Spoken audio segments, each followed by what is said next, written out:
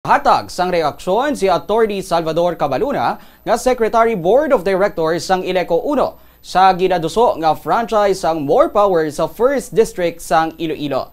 Sa interview sang Bombo Radio kay Cabaluna, nagpahayag ini nga kung personal nga pananawa ng basihan, makahambal siya nga hindi sakto nga desisyon bangod may basihan nga sa kada electric distribution, mapapribado o kung publiko man, dapat bayarang nga area nga nakatalana lang para sa isa ka franchise. Suno pa sa iya, daw ginatratar nga isa ka common commodity ang natuhoy nga industriya bisan isa ini ka highly regulated industry. Dugang man yang nga sa pungsod Pilipinas, wala sang iban nga lugar nga may duha ka franchise sang kuryente maliban lang sa Iloilo.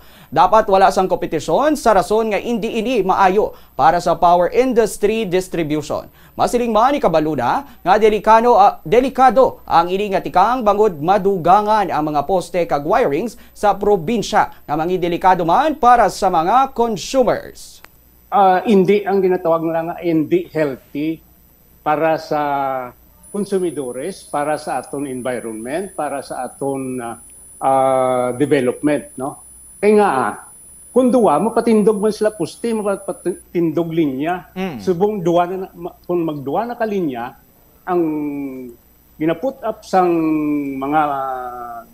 mga franchisee dira, kundi lang tawabala ang sitwasyon.